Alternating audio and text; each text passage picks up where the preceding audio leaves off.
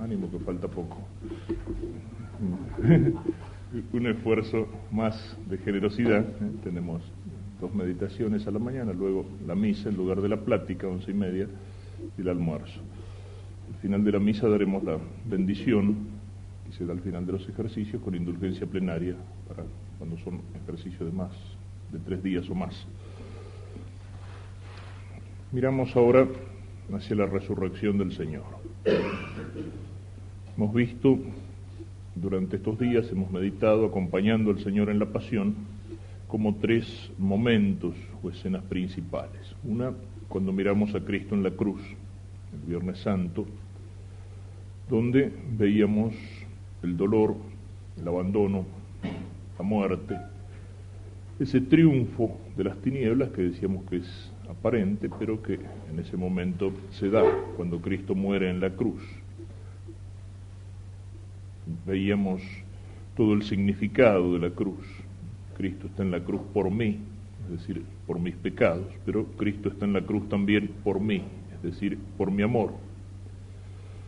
En un segundo momento, Sábado Santo, veíamos a Cristo en el sepulcro, es la semilla que ha muerto para poder dar fruto. La oscuridad nuevamente y la sensación que queda en aquellos que habían acompañado a Cristo: fracaso, todo ha terminado mal, dispersión, se han disgregado los discípulos, algunos han traicionado, los otros están dispersos, escondidos, y sobre todo la desesperanza. Todo pareció un lindo sueño esos 3 años siguiendo al Señor, pero ese sueño ha terminado mal, ha terminado en un despertar trágico, en un despertar amargo. Y de pronto, en la madrugada del domingo, la resurrección. Noticias que traen primero las mujeres, luego algunos de los apóstoles, y que finalmente se verán confirmadas por la resurrección del Señor, que se manifiesta en sus apariciones. Podemos decir que Cristo resucitado, en primer lugar, para seguir una imagen que hemos usado mucho en estos días, Cristo resucitado es el triunfo de la luz sobre las tinieblas. Anoche indicábamos el simbolismo del cirio y cómo los cristianos velaban durante toda la noche hasta que las primeras luces del alba, las primeras luces del sol, dispersan las tinieblas y muestran el triunfo, la victoria de la luz, con todo lo que la luz significa, la verdad, la gracia, la vida divina. El triunfo que se da en la madrugada del domingo. Cristo como luz. Cuando pensamos en esto hay algo que es real, digamos, no es solo un símbolo, sino algo que se manifiesta realmente. Ayer hacíamos referencia a la Santa Sábana, decíamos, es como un quinto evangelio, sin darle, por supuesto, la categoría de los evangelios, pero veíamos cómo nos muestra, detalle por detalle, viene a confirmar los evangelios. En el cuerpo martirizado de Cristo se puede leer cada instante, se puede leer cada minuto, cada gesto de la pasión. Pero también en la Santa Sábana se puede leer el hecho de la resurrección. La resurrección como tal no tuvo testigos, tal vez aquellos soldados, pero no hablaron o quedaron deslumbrados, asustados. Pero podemos decir que el testimonio de la Santa Sábana es el testimonio de la resurrección y nos lleva a pensar en la luz. Decíamos que esa imagen grabada allí es una imagen que se da en negativo, es como un negativo fotográfico la impresión que existe en la sábana. Por eso, para verla en detalle hace falta la fotografía, que al pasar a positivo, que al pasar, digamos, el negativo de la fotografía, presenta la imagen en positivo, donde pueden verse muchos más detalles. Incluso es uno de los signos de que no hay falsificación. Siglos y siglos antes de que se descubriera la fotografía, ¿no es cierto? Aparece allí impresa una imagen en negativo. Algunos dicen la pintaron. Si lo hubieran pintado, no hubieran pintado una imagen en negativo, que es dificilísimo de pintar y que aparte de eso no conocían eso, ¿no? Pero el hecho es este: durante mucho tiempo se discutió cómo se había dado esa impresión en la sábana. Algunos dicen es milagrosa. Bueno, milagrosa sí es, de algún modo, ¿no? Pero de cualquier forma hay dos tipos de milagros que distingue Santo Tomás: el milagros quod substantiam, es decir, un milagro totalmente milagro, como la resurrección de un muerto, y hay milagros quod modum, es decir, un milagro en el cual Dios utiliza de las causas segundas de la naturaleza, pero de tal manera que se da la cosa de una forma providencial. Algunos piensan que el cruce del Mar Rojo, en fin, eso es opinable, por eso, pero algunos piensan que en el cruce del Mar Rojo, nos dicen, estaban las aguas así y pasaban los israelitas por el medio, pisando suelo seco. Eso sería un milagro quod substantiam. Otros lo interpretan diciendo: en ese momento sopló un viento fuerte que corrió las aguas y ellos pudieron pasar porque el viento abría las aguas, y pasaron, digamos, embarrándose hasta las rodillas, pero pasaron. Eso sería un milagro quod modum, o sea, en el modo de hacerlo. No sería casualidad que justo en el momento en que los tipos llegaron sopla el viento, y cuando pasan el viento cambia, y entonces aquellos que los perseguían quedan allí empantanados o tapados por las aguas. Dios puede haber utilizado entonces causas segundas para imprimir la imagen. Algunos decían, no, es como un acto totalmente milagroso. Tocó el cuerpo de Cristo y quedó allí la imagen. Otros decían, es por los ungüentos que le ponía allí, y entonces eso ha producido la impresión. Y, en fin, existen diversas hipótesis, pero la hipótesis más aceptada actualmente, y que tiene muchos elementos, muchos argumentos positivos en su favor, es que allí se imprime la imagen por algo que por algo que produce, digamos, luz y calor, algo así como un fogonazo de luz, que es lo suficientemente intenso como para grabar esa imagen fotográfica en la sábana, y al mismo tiempo es lo suficientemente breve como para no destruir la sábana.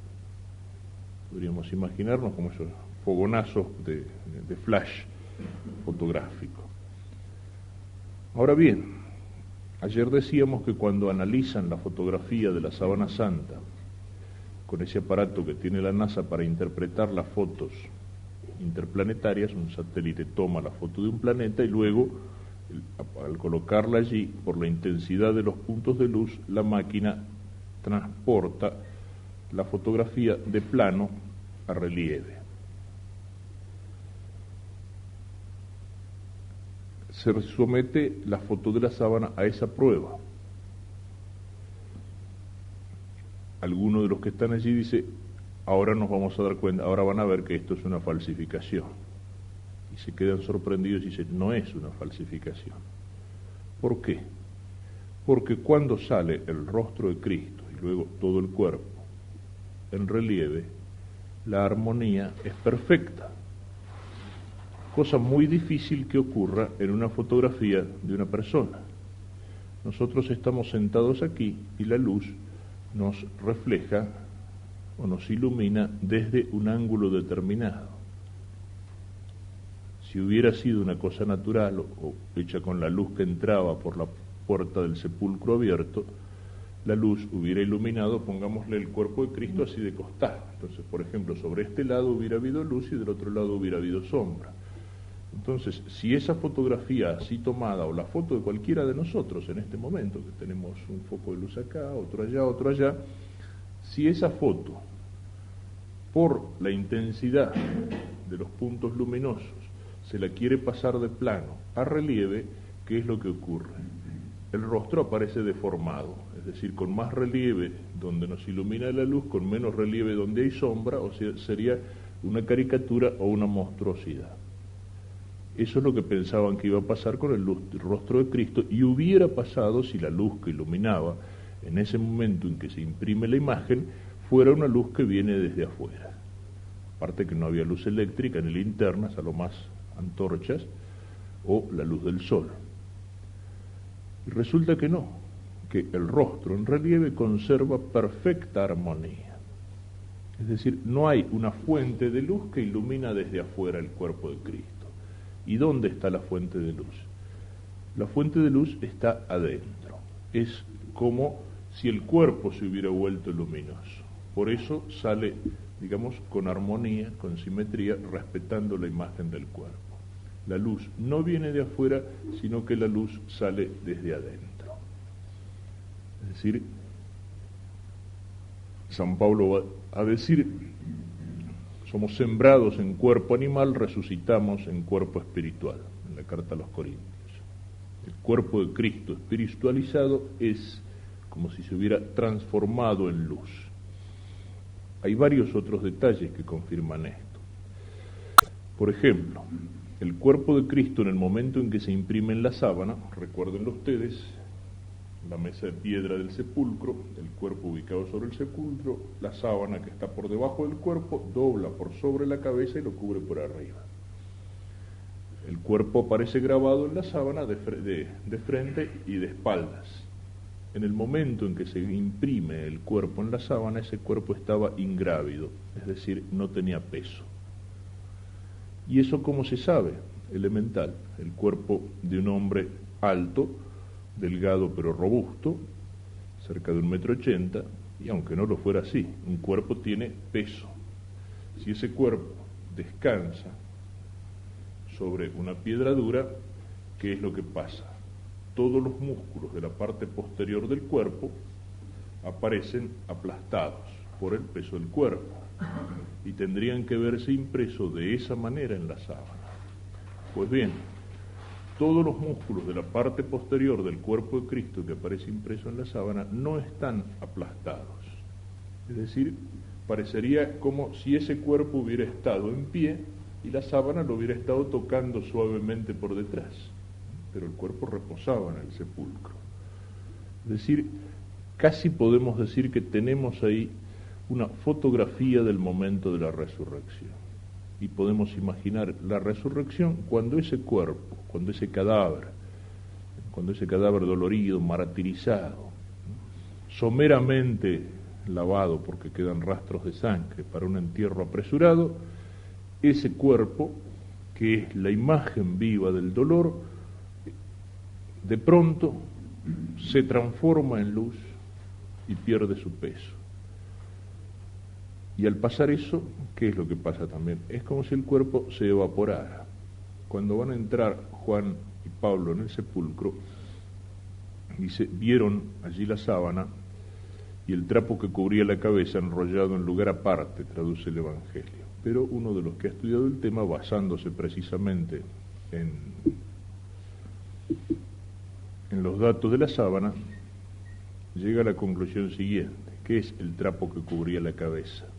No tenía necesidad de una especie de sudario que cubriera solamente la cabeza, la sábana cubría todo el cuerpo. ¿Cuál es el trapo que había allí? Ayer hablamos de las monedas que cerraban los ojos de Cristo.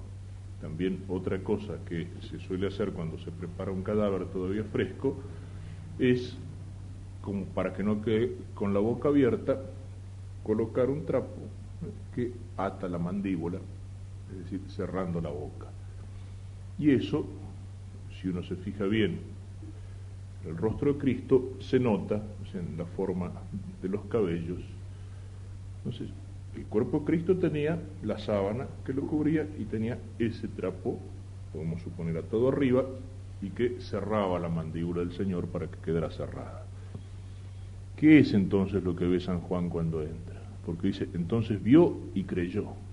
O sea, aquel que a pesar de haber estado al lado de la cruz, pensaba desanimado que todo se había acabado. Ve la sábana, ¿y la sábana cómo? No tirada. La sábana en la misma posición en que estaba allí, envolviendo a Cristo. Y, podríamos decir, en la cabecera de la sábana, el trapo enrollado, pero Cristo no está. O sea, es como si se hubiera evaporado. Y hay otro signo que confirma esto. Existen en el cuerpo del Señor coágulos de sangre, algunos de ellos importantes. El más importante es el que existe al costado donde está la herida de la lanza. Brotó sangre y agua, allí existe un coágulo abundante de sangre. Existe otro en la cabeza, que en la foto forma una especie de 3, y existe otro coágulo importante, el Señor tiene las manos cruzadas en la muñeca donde habían atravesado los clavos. Ustedes saben que es algo elemental. Si uno venda o si uno ubica un trapo sobre un coágulo de sangre y ese trapo permanece allí durante casi 3 días, ¿qué es lo que sucede? El trapo se pega. Si nos vendan una herida sangrante, cuando hay que arrancar la venda, hay que arrancarla precisamente, no se la desenrolla. Y al arrancarla, la venda, ¿qué hace? La venda se lleva parte del coágulo, o se lleva el coágulo. Pues bien, esos coágulos que existen en el cuerpo del Señor, tanto el del costado como el de la frente, como el de la mano, están intactos. Es decir, no hay ninguna seña allí de que haya habido algo como arrancar un trapo, como arrancar una venda. Es otro signo de que allí no hubo alguien que entró, sacó la sábana y se llevó el cuerpo. Son distintos elementos, pero de esos elementos podemos decir, ayer lo decíamos, Dios conserva para cada época el signo. Chesterton dice, hablando de Santo Tomás y de San Francisco, Dios le da a cada época la gracia del santo más capaz de contradecirla. Cuando hablábamos ayer del testimonio, Dios conserva para cada época aquello que parece más contradictorio para esa época, pero que habla al lenguaje de la época.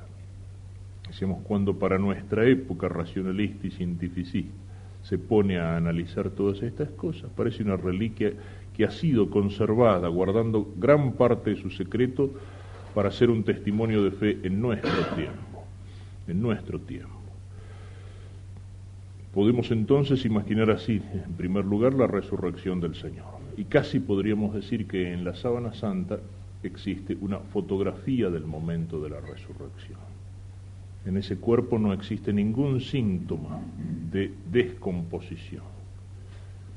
Y al contrario, existen todos los signos de una luminosidad, de una espiritualización. Es como si al resucitar y al dejar ese cuerpo carnal, el Señor hubiera querido dejarnos un recuerdo, hubiera querido dejarnos una fotografía de ese momento, sin peso, todo luz, luz que sale, que viene desde afuera, sino luz que sale desde el cuerpo que atraviesa la sábana. Por eso puede ser que incluso ni los soldados hubieran tenido una visión así física de la resurrección.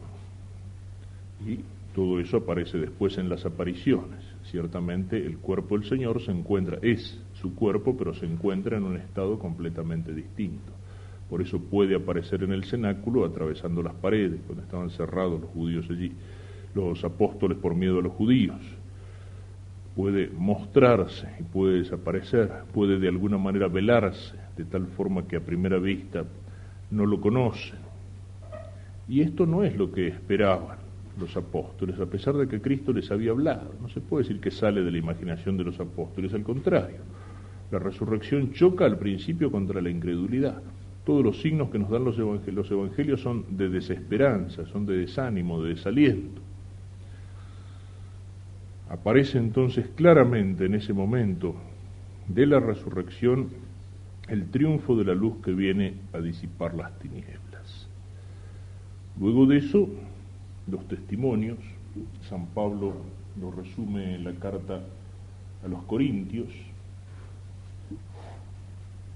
porque os transmití en primer lugar lo que a mi vez recibí, que Cristo murió por nuestros pecados según las Escrituras, que fue sepultado y que resucitó al tercer día según las Escrituras, y luego un resumen de apariciones, que se apareció a Cefas, es decir, a Pedro, y luego a los 12, después se apareció a más de 500 hermanos a la vez, de los cuales todavía la mayor parte viven y otros murieron, luego se apareció a Santiago, más tarde a todos los apóstoles, y en último término se me apareció también a mí como a un abortivo. Porque, lo dice con humildad, porque fue perseguidor.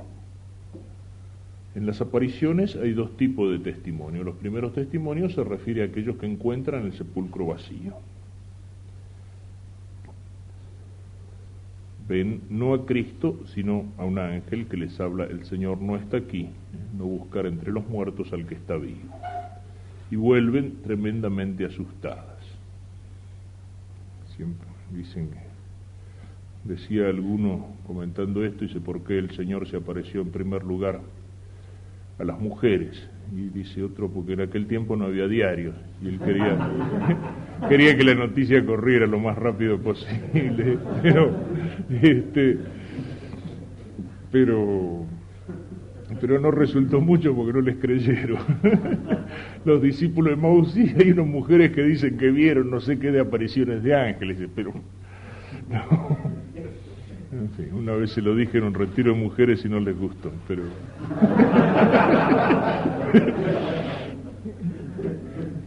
pero también, en fin, para salvarlas un poco podemos decir que junto a la cruz de alguna manera las mujeres se portaron mejor, ¿no es cierto? O sea, estaba San Juan solo y en cambio hubo todo un grupo que acompañó al Señor, ¿no? Bueno, se acercan, vuelven, le cuentan a los apóstoles, Juan y Pedro, que van corriendo, es el Evangelio de hoy, después diremos algo sobre eso en la misa, y llegan y encuentran el sepulcro vacío con aquellos signos que decíamos, y entonces Juan dice: vio y creyó. Luego la Magdalena, en la cual se junta el testimonio acerca del sepulcro vacío y la aparición de Cristo, estaba llorando, inclinada allí sobre el sepulcro, y de pronto ve a alguien que está a su lado, no lo reconoce.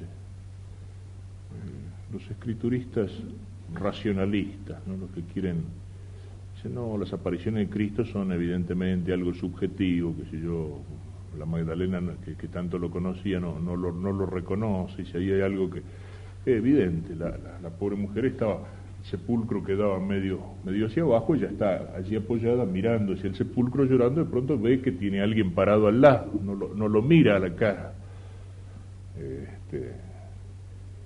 piensa que era el jardinero.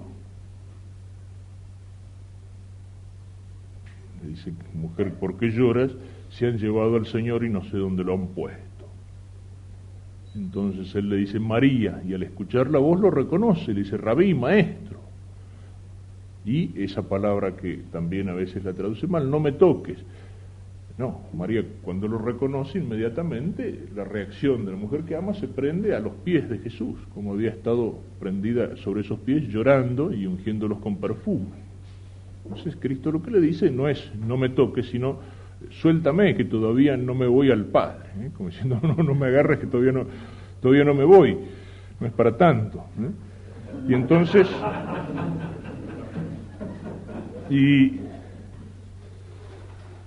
entonces ahí reúne las dos cosas: el sepulcro vacío y la presencia de Cristo. Hay otro comentario también sobre esas palabras de Magdalena, lo contaban en una iglesia de esas antiguas, qué sé yo, como puede ser la Catedral de Ulm en Alemania, o algunas iglesias en Inglaterra que han sido católicas, iglesias medievales, y que luego con la Reforma pasaron a ser protestantes, o luteranas o anglicanas.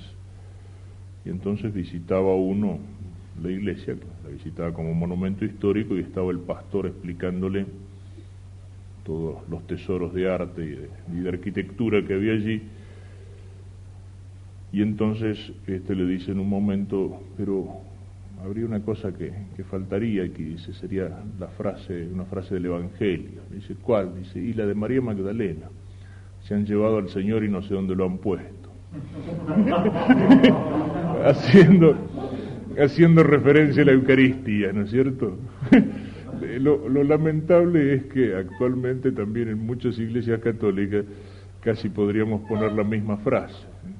Yo recuerdo cuando empezaron a veces con los temas estos de la reforma litúrgica, algunos decían: no puede ser, las iglesias están sobrecargadas de santos, hay que hacer un poco de aire, darle vía a los santos para que todo esté centrado en el altar y en el tabernáculo donde está la presencia del Señor.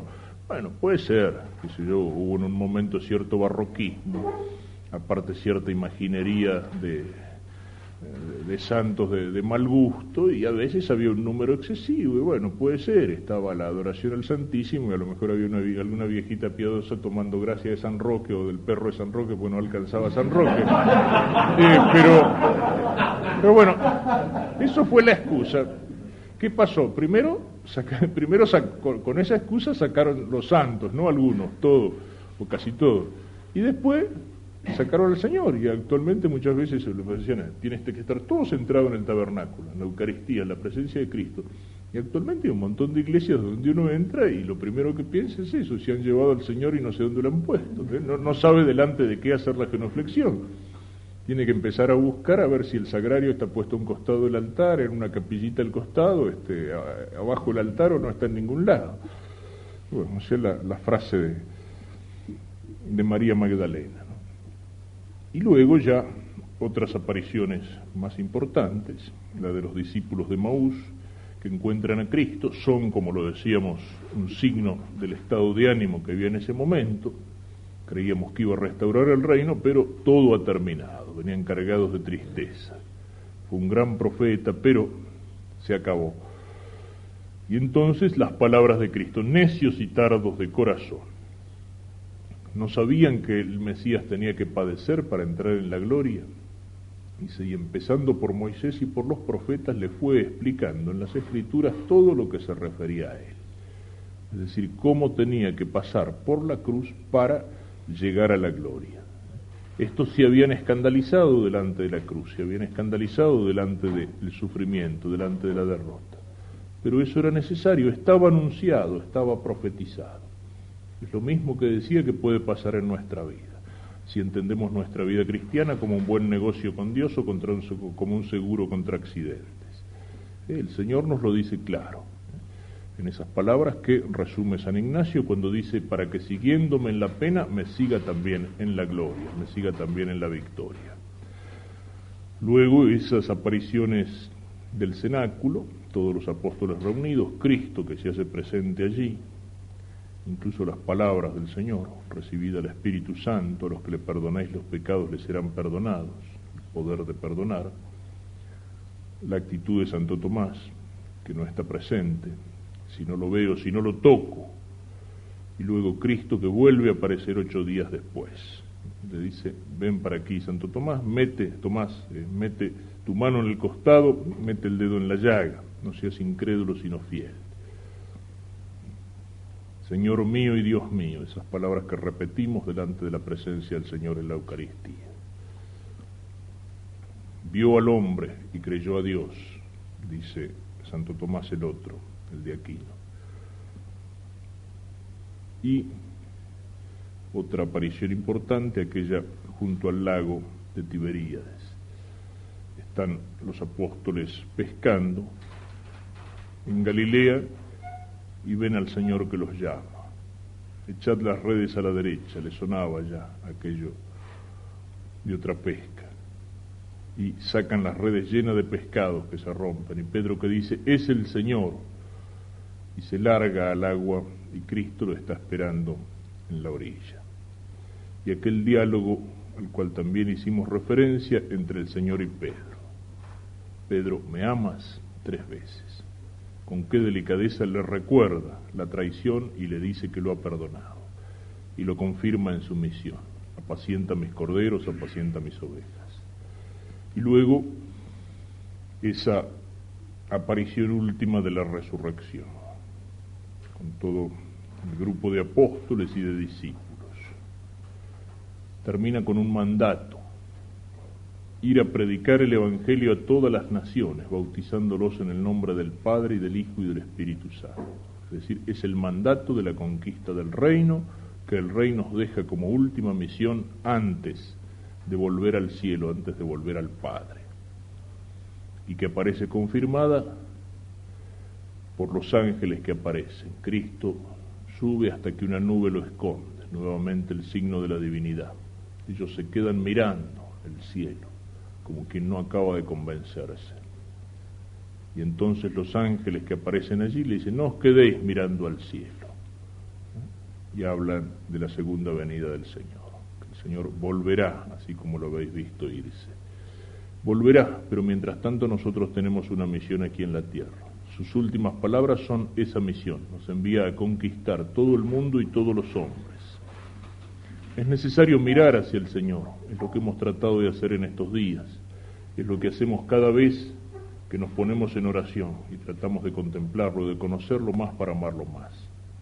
Pero luego de mirarlo, de contemplarlo, de hacer silencio para entrar en nosotros mismos y en ese silencio encontrarnos con Dios, también los ángeles nos pueden decir, no nos quedemos mirando al cielo, tenemos una misión que cumplir. En la contemplación, en la oración, tenemos que encontrar la fuerza interior para la acción, para la lucha de cada día, para el cumplimiento de nuestra misión, para el combate, para la lucha de conquista junto a Cristo. Cristo resucitado como luz. Pero la resurrección también significa la victoria de Cristo. San Pablo decía, si Cristo no resucitó, vana es nuestra fe. Y llega a decir, si Cristo no resucitó, todavía estamos en nuestros pecados. Comamos y bebamos que mañana moriremos. Es decir, si Cristo no resucitó, todo lo demás son macanas. Y entonces, bueno, aprovechemos la vida. Es la única y hay que vivirla.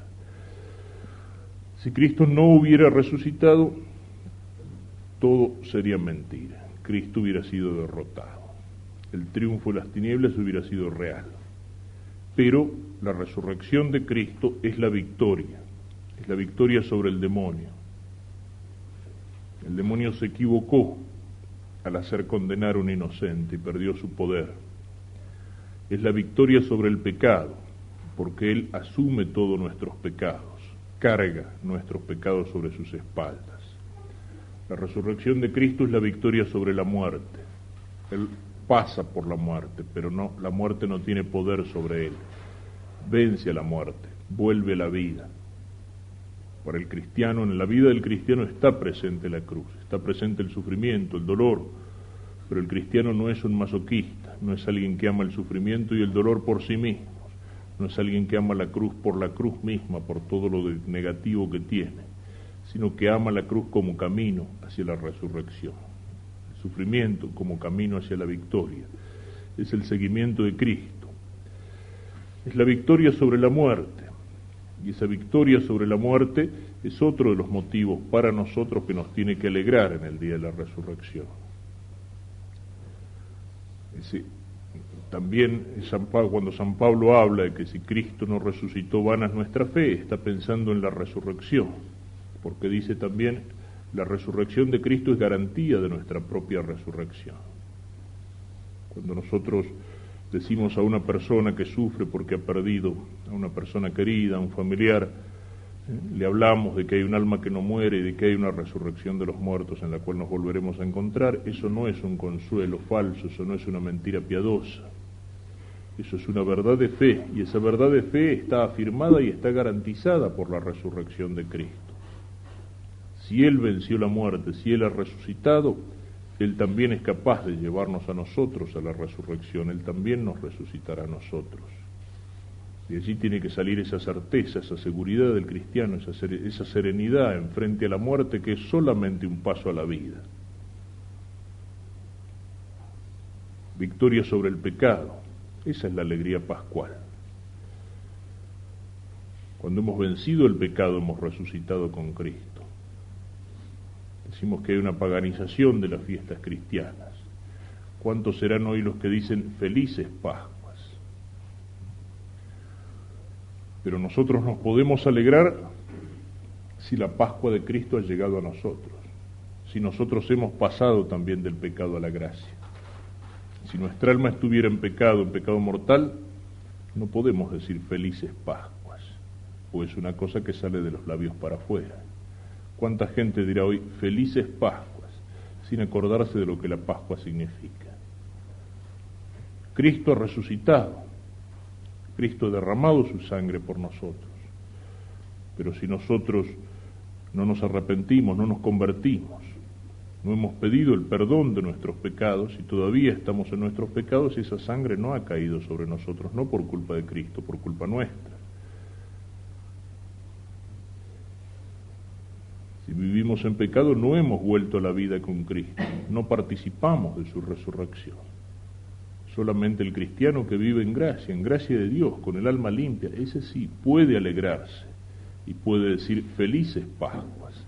La Pascua es un paso, decíamos ayer, físicamente para los israelitas, de la esclavitud en Egipto a la libertad en la tierra prometida. Es un paso para Cristo de la muerte a la vida, y es un paso para nosotros cristianos, por la fuerza, por la gracia de Cristo, es un paso de la muerte del pecado a la vida de la gracia. Nosotros vivimos la Pascua en el bautismo, nosotros vivimos la Pascua en el sacramento de la confesión, de la reconciliación, pero es muerte al pecado y es resurrección a una vida nueva. Lo que decíamos al hablar del hijo pródigo, mi hijo ha resucitado. Entonces sí vivimos la Pascua de Cristo, cuando hemos abandonado el pecado, cuando nuestros pecados han sido perdonados, cuando vivimos la vida de la gracia, cuando el alma está limpia. Y entonces sí, esa alegría cristiana que es paz serena, que es esperanza, que es confianza. Filipenses 4:1 dice San Pablo, alegraos siempre en el Señor, de nuevo lo digo, alegraos. Es una alegría que participa de la alegría de Cristo. Y Cristo comprende, y Cristo participa de las alegrías humanas. Lo hemos visto cuando hacíamos referencia a las bodas de Caná. Cristo sabe alegrarse con las cosas buenas. Cristo sabe ahí participar de la alegría de una fiesta, de la felicidad de los novios, del estar reunidos en amistad alrededor de una mesa. Cristo sabe participar de las alegrías humanas y todas las alegrías humanas encuentran en Cristo también su sentido. Pero sobre todo se alegra Cristo en la visión y en el amor del Padre. Tú me has amado antes de la creación del mundo. Y nuestra alegría tiene que ser eso, una participación de la alegría de Cristo. El Papa Pablo VI, en su documento sobre la alegría cristiana, Gaudete in Domino, dice, la alegría cristiana es por esencia una participación espiritual de la alegría insondable, a la vez divina y humana del corazón de Cristo glorificado. Y San Ignacio de Loyola, cuando nos pone en frente a la contemplación de la resurrección, aquí nos hace pedir como gracia, dice, pedir gracia para alegrarme y gozarme intensamente de tanta gloria y gozo de nuestro Señor Jesucristo. Nos hacía pedir conocimiento interno del Señor que padece por mí, lágrimas y dolor por mis pecados. Aquí me hace pedir gracia para alegrarme y gozarme. Es una alegría que se da en las cosas humanas. Si vivimos bien el tanto cuanto no es un rechazo, no es un desprecio de las criaturas. Decíamos que poner el corazón en las criaturas es falso cuando ese corazón lo ponemos en las criaturas de una manera equivocada. Cuando le pedimos a una criatura que me dé una felicidad que solo Dios me puede dar. Cuando esa criatura ocupa todo el espacio en mi corazón. Entonces sí, es una alegría falsa, es una alegría pecaminosa. Pero precisamente, el cristiano que alcanza esa libertad interior que es la indiferencia ignaciana, el cristiano que le da a las cosas creadas el valor que tienen, es decir, que sabe acercarse a ellas, usarlas y amarlas incluso, pero en tanto cuanto son camino para Dios, verdaderamente puede alegrarse con un montón de cosas buenas. Y ahí no va a ser decepcionado por las criaturas. ¿Cuándo me decepciona la felicidad que me puede dar una criatura? Cualquier cosa que sea. La alegría de un día de sol, de un paisaje, la amistad con una persona querida, el amor humano, el matrimonio en el noviazgo, la alegría de los hijos, una reunión de amigos, un buen vaso de vino, qué sé yo, tantas cosas pequeñas y grandes que hay en la vida. ¿Cuándo me decepcionan? Cuando yo a esa criatura le pido lo que no me puede dar, cuando la pongo en lugar de Dios. Pero si yo no la pongo en lugar de Dios, si yo la pongo en el camino hacia Dios, si yo sé que me puede dar felicidad, alegría, amor, pero hasta aquí, entonces no me decepciona.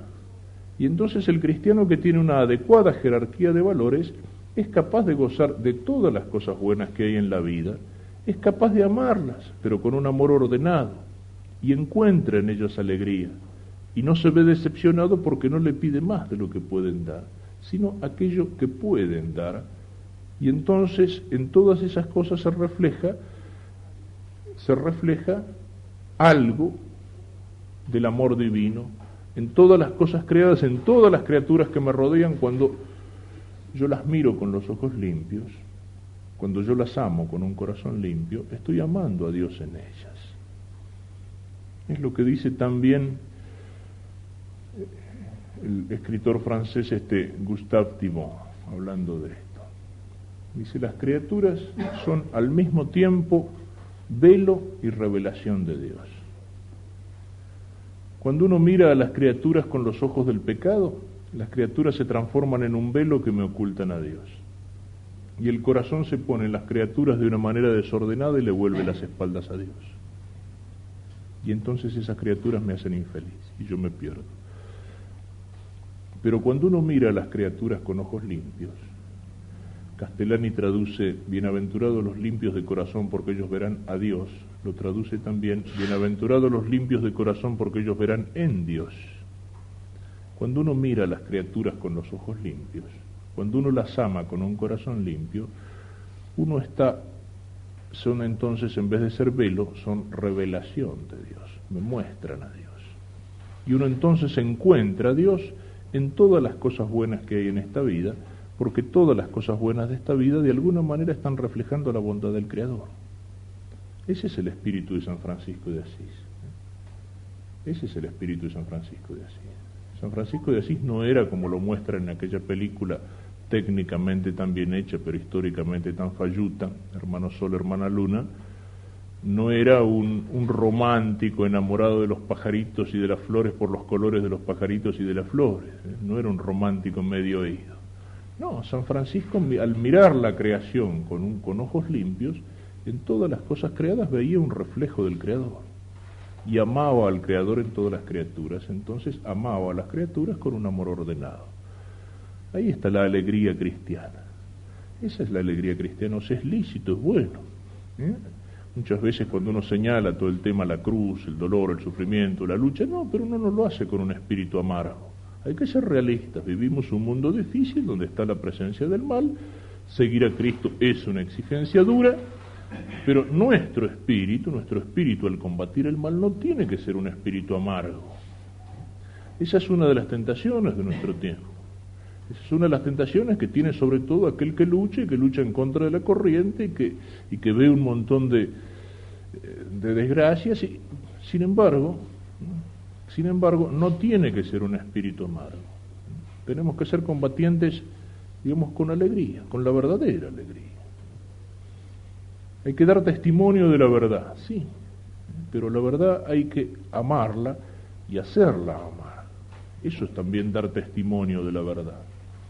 Es esa síntesis que señalaba anoche al hablar del simbolismo de la luz entre la verdad y la caridad. La verdad es amable, hay que defenderla con energía, con espíritu militante, dispuesto al martirio, pero también con alegría. Hay gente que parece que tiene una especie de anticarisma en ese sentido, el anticarisma de hacer antipática la verdad. O sea, tipo que están, incluso cuando señalamos el mal y el error, el mal tiene una dimensión trágica, pero todo mal tiene una dimensión ridícula. La Edad Media, al diablo, el que tenía mucha fe, al diablo se lo tomaba muy en serio. Vigilad porque ronda buscando a quien devorar, pero también se mataba de risa el diablo y le decía el mono de Dios y lo caricaturizaba. El peor mal tiene algo de ridículo, porque el mal es deforme. El mal es lo que no tiene la forma de vida. Es una caricatura. El diablo es el mono de Dios y las cosas le salen mal.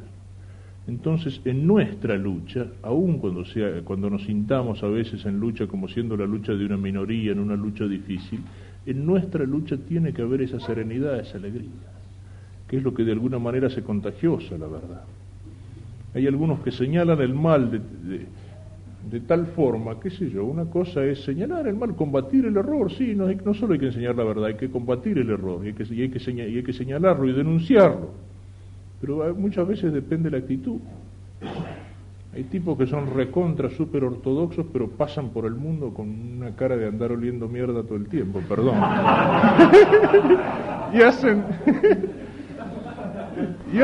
y hacen amarga la verdad, llevan a veces a rechazar la verdad por la forma en que la defienden, por una forma amarga, por una forma... No, ojo, y no confundo, después lo señalaré. Eso fue. En cambio, la verdadera alegría es esa, es la que sabe mirar a todas las cosas en Dios y con los ojos de Dios y amarlas, pero en Dios, en el camino hacia Dios. Y sobre todo, nuestra alegría es alegría teologal. Es alegría teologal. Alegría que se puede definir como gozo que brota de la posesión de lo que se ama. Y eso lo tenemos en la vida teologal, en la vida divina. Alegría de la fe, dice San Pablo a los filipenses. A los romanos les habla con la alegría de la esperanza y señala entre los frutos de la caridad el gozo y la paz. Y precisamente por eso, porque esa alegría teologal, porque esa alegría que incluso gozándose en las cosas buenas que hay en el mundo se funda en el amor de Cristo, en la resurrección de Cristo, en la gracia de Cristo, no hay nada que la pueda sacar. Ningún dolor, ningún sufrimiento, ninguna cruz puede quitarme esta alegría verdadera, que es mucho más profunda que una alegría puramente exterior y psicológica. Y es lo que vivía San Pablo también, que tuvo muchos golpes en su vida y que murió en el testimonio del martirio. ¿Quién nos separará del amor de Cristo?, dice en la carta a los romanos. Ni esto, ni lo otro, ni las persecuciones, nada nos separará del amor de Cristo. Y en Filipenses, y aun cuando mi sangre fuera derramada como libación sobre el sacrificio y ofrenda de vuestra fe, me alegraría y me congratularía con vosotros. Santiago, el apóstol, en su carta: considerad, hermanos míos, como motivo de alegría el veros rodeados de tanta clase de pruebas. Y San Pedro: alegraos en la medida en que participáis de los sufrimientos de Cristo, para que también exultéis de gozo en la revelación de su gloria. Es la resurrección de Cristo lo que hace posible esta alegría incluso en medio de la cruz y de los sufrimientos. Y por eso, lo repito, no es una alegría puramente superficial. El cristiano tiene que ser alegre, pero no un pajarón alegre, no como aquellos pirinchos que aparecen en una de las fábulas camperas de Castellani, cuando Dios reparte sus dones a todo el mundo y los pirinchos vienen a pedirle que les dé el don de la risa. Y entonces se la pasaban riéndose, dice, de todas las cosas, de una hojita que caía, de una ramita que se rompía, del viento que soplaba.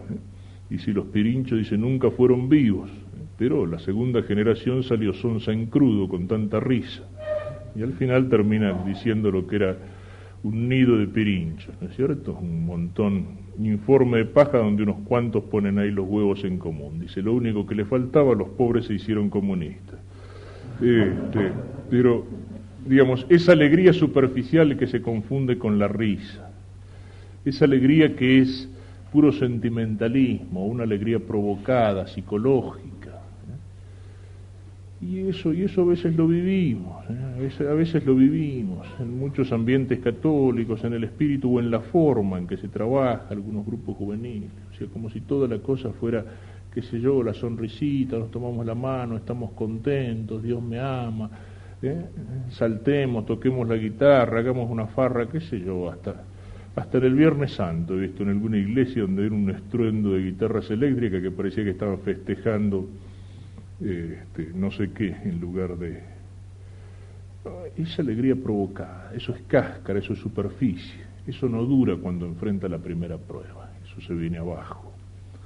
La alegría no es tampoco esa visión del mundo que decíamos que es la del avestruz, creer que el mal no existe simplemente porque cerramos los ojos, creer que las cosas son como a mí me gustarían que fuera y negar la realidad del mal, así como hay tipos que pasan por el mundo, como decíamos recién, con cara de eso, También hay tipos que pasan por el mundo con la cara contraria.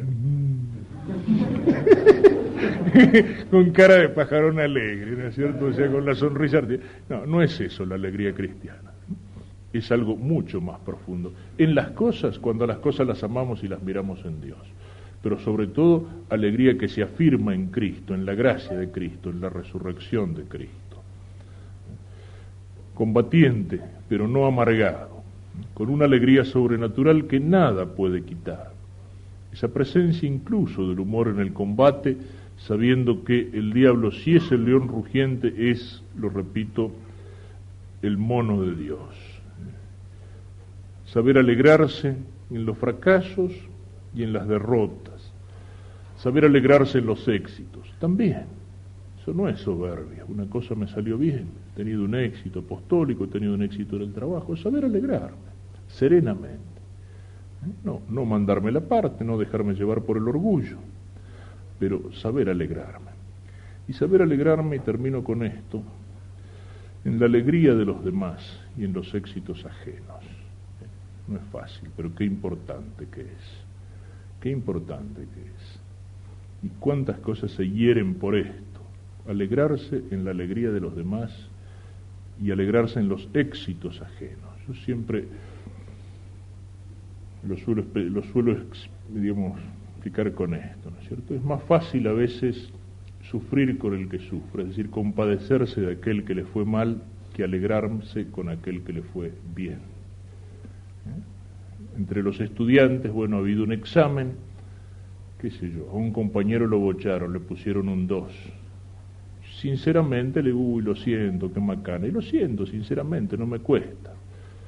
Pero a mí que me pusieron un 6, no me cuesta nada compadecer al que le pusieron un 2. Pero sí me cuesta felicitar sinceramente al que le pusieron un 10. Y sin embargo, es una de las exigencias de este espíritu cristiano, saber alegrarme en los éxitos de los demás. Porque ¿qué es lo que pasa cuando uno no sabe alegrarse en los éxitos de los demás?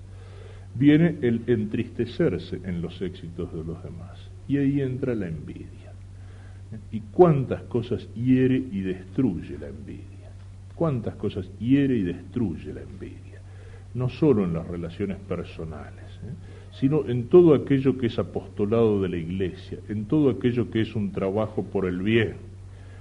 La envidia muchas veces es uno de los agentes, de los infiltrados, si lo miramos desde el punto de vista de las dos banderas, es uno de los infiltrados de Satanás dentro del campo del ejército de Cristo.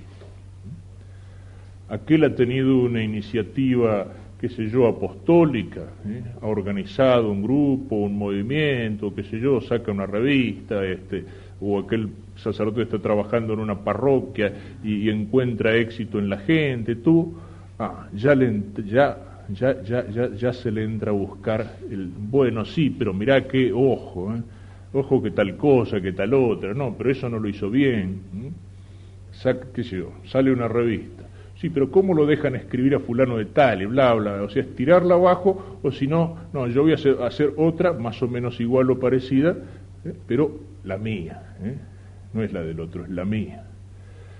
¿Y en cuántas cosas entra eso? Saber alegrarse por los éxitos ajenos, sinceramente. Saber felicitar al que le fue bien, saber apoyarlo, saber ponerle el hombro. Es muy fácil hablar mal, es muy fácil sacar el cuero, pero también hay que saber hablar bien. Es otra de las fábulas del padre Castellani, aquella del zorzal que cantaba y todos los pájaros que entendían de canto, la calandria, y todos lo miraban, lo escuchaban extasiados. Y el gorrión, que no sabía nada de canto, mira al zorzal y dice, qué feo que se pone cuando canta, la garganta se le hincha y parece un sapo. Y el pobre zorzal escuchó lo que decía el gorrión y se agarró un complejo que no se animó a cantar más en su vida. Y los buenos, los que sabían, se callaron la boca.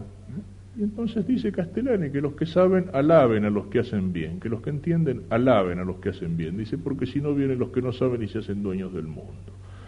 Pensemos un poco en esto también para aplicarlo a nuestra vida y sobre todo si tenemos militancia en un movimiento apostólico, en un grupo, por eso pensemos en eso. La envidia suele ser el arma de Satanás para destruir muchas de las obras de Dios. Y a la envidia se la vence plenamente cuando uno es capaz de esto, de alegrarse en el bien ajeno, de felicitar sinceramente al que atere. Si somos miembros del cuerpo de Cristo, cada miembro tiene que saber alegrarse porque todos trabajamos para un fin común.